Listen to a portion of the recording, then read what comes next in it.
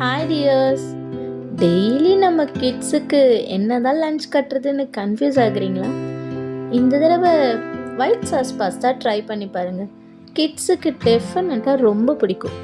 இதுக்கு நம்ம தேவைப்படுறதெல்லாம் பாஸ்தாவை பாயில் பண்ணி எடுத்துக்கோங்க. அண்ட் தென் தேவையான வெஜிடபிள்ஸ். இன்னொரு பக்கம் ஒரு பேனில் கொஞ்சமாக ஆயில் சேர்த்து அதில் சீரகம், பூண்டு, நம்மளுக்கு தேவைப்படுற வெஜிடபிள்ஸ் எல்லாம் அதில் ஆட் பண்ணி லைட்டாக ஒரு சாட் பண்ணி எடுத்துக்கோங்க. ரொம்ப ஓவர் குக் ஆக வேணாம், ஜஸ்ட் அது வதங்கினா போதும். நிறைய கிட்ஸ்க்கு பாஸ்தா ரொம்ப ஃபேவரட்டான டிஷ். ஸோ பாஸ்தா சாப்பிடும் போது அதில் இருக்கிற வெஜிடபிள்ஸும் அவங்க சாப்பிட்ற மாதிரி குட்டி குட்டியாக போட்டிங்கன்னா சாப்பிட ரொம்ப ஈஸியாக இருக்கும். வெஜிடபிள்ஸ் வதங்கினோடனே அதில் லைட்டாக ஆரிகனோ சேர்த்து ஆஃப் பண்ணிடணும். அதுக்கப்புறம் இன்னொரு பேனில் 2 ஸ்பூன் பட்டர் எடுத்துக்கிறேன். இது ஒயிட் சாஸ் ரெடி பண்ணுறதுக்காக. ஸோ இதில் ஜென்ரலாக எல்லோரும் மைதா மாவு சேர்ப்பாங்க, பட் நான் ஒரு 1/4 கப் கோதுமை மாவு எடுத்துக்கிறேன். அது ஒரு 2 டேபிள் ஸ்பூன் அளவு இருக்கும். கோதுமை மாவு கட்டி கட்டாமல் பட்டரோட மிக்ஸ் ஆகிற மாதிரி நல்லா கலரிட்டே இருங்க. அதில் ஒரு 1.5 டம்ளர் அளவு நான் பால் ஆட் பண்ணியிருக்கேன். அதை ஒரே டைம்லேயே ஆட் பண்ணாமல் பால் திக்காக கொஞ்சம் கொஞ்சமாக ஆட் பண்ணுங்கள். அது நல்லா பிளெண்ட் ஆகி ஒரு க்ரீமி ஸ்டேட்டுக்கு வந்து கொதிக்க ஆரம்பிக்கும் போது நம்ம ஆல்ரெடி ரெடி பண்ணி வச்சுருந்த பாஸ்தாவை அதில் ஆட் பண்ணி நல்லா மிக்ஸ் பண்ணிக்கோங்க. இந்த பாஸ்தாவை நல்லா கிளறிட்டு அது அந்த க்ரீமோட மிங்கிள் ஆன உடனே நம்ம ரெடி பண்ணி வச்சுருந்த வெஜிடபிள்ஸையும் அதில் ஆட் பண்ணி நல்லா மிக்ஸ் பண்ணிவிடுங்க. பாஸ்தாலேயே தேவையான அளவு சால்ட் போட்டு நம்ம பாயில் பண்ணியிருக்கோம். அண்டு இந்த வெஜிடபிள் சாட் பண்ணும்போது அதுலேயும் தேவையான அளவு சால்ட் போட்டிருக்கோம். ஸோ இதுக்கு மேலே உங்களுக்கு தேவைப்பட்டதுன்னா அந்த க்ரீமில் சால்ட் ஆட் பண்ணிக்கோங்க, இல்லைன்னா வேண்டாம். ஃபைனலாக க்ரீமோட பாஸ்தா நல்லா பிளெண்ட் ஆன பிறகு தேவைப்படுற ஆரிகனோ அண்ட் சில்லி ஃப்ளெக்ஸை நம்ம மேலே தூவி விட்டு கிளறி இறக்கிடலாம். ரெடி பண்ண பாஸ்தாவில் கொஞ்சம் சீஸ் ஆட் பண்ணி பேக் பண்ணுங்கள், யம்மியாக இருக்கும். கிட்ஸ் லஞ்ச் பாக்ஸ் ரெடி பண்ணியாச்சு. நெக்ஸ்ட்டு ஹஸ்பண்ட்க்கு என்ன பேக் பண்ணான்னு பார்க்கலாம் வாங்க. பேக்கடு ஃபிஷ் அண்ட் எக்கு தான் செஞ்சுருக்கேன். இதை எப்படி செய்யலான்னு பார்க்கலாம் வாங்க.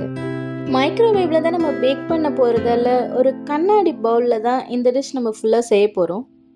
ஃபிஷ்ஷையும் எக்கையும் பேக் பண்ணி எடுக்கணும். ஃபிஷ்ஷோட குக்கிங் டைம் அதிகன்றதால ஃபஸ்ட்டே ஒரு 4 ஃபிஷ்ஷை பேக் பண்ணி முள்ளை எடுத்து செப்பரேட்டாக வச்சுட்டேன்.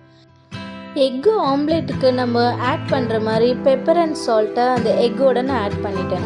கொஞ்சம் ஃப்ளேவருக்காக ஆரிகனோவை யூஸ் பண்ணியிருக்கேன்.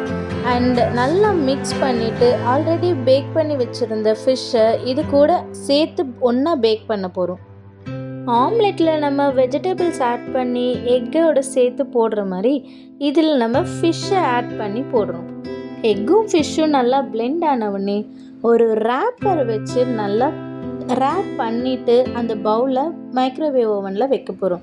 இது எதுக்குன்னா ஃபிஷ்ஷு வந்து ஜென்ரலாக எக்கும் ஃபிஷ்ஷெல்லாம் நல்லா தெறிக்கும் ஓவனில் ஹீட் ஆகும் போது. ஸோ ஓவன் பாழாகக்கூடாது அண்ட் நம்ம ஃபுட்டும் வேஸ்ட் ஆகக்கூடாதுன்றதால இந்த மாதிரி ரேப் பண்ணி ஓவனில் வைக்கிறோம். நான் ஆல்ரெடி 2 மினிட்ஸ் டைமிங்கில் ஃபிஷ்ஷை பேக் பண்ணியிருந்தேன். இப்போது another 2 மினிட்ஸ் இந்த சேர்த்து இந்த மிக்ஸ்சருக்கு வைக்கிறேன். டைமிங் முடிஞ்சோடனே ஓப்பன் பண்ணி அது நல்லா பேக் ஆகிருக்கா குக் ஆகிருக்கான்னு பாருங்கள். இல்லை கொஞ்சம் வேகாத மாதிரி இருந்ததுன்னா another ஒரு 1 மினிட் அதில் ஆட் பண்ணி வைங்க. ஓப்பன் பண்ணலாமா? வாவ், நல்லா வந்திருக்கு. ஸோ இதே மாதிரி நீங்களும் டிஃப்ரெண்ட்டாக ஏதாவது ட்ரை பண்ணிகிட்டே இருங்க. எப்போவுமே நம்ம கிட்ஸுக்கோ ஹஸ்பண்டுக்கோ ஒரே மாதிரி செஞ்சால் போர் அடிச்சிடும். நம்ம டிஃப்ரெண்ட்டாக செய்யும் போது ஃபஸ்ட்டு இன்ட்ரெஸ்ட் காமிக்கலனாலும் ஓகே ஏதோ ட்ரை பண்ணுறாங்களேன்னு அட்லீஸ்ட் நம்மளுக்கு இன்ட்ரெஸ்ட் காமிப்பாங்க. ஸோ சாப்பிடுவாங்க. அண்ட் நம்ம செய்கிறது ரொம்ப ஹெல்த்தியாகவும் இருக்கணும், அதையும் நம்ம பார்த்துக்கணும்.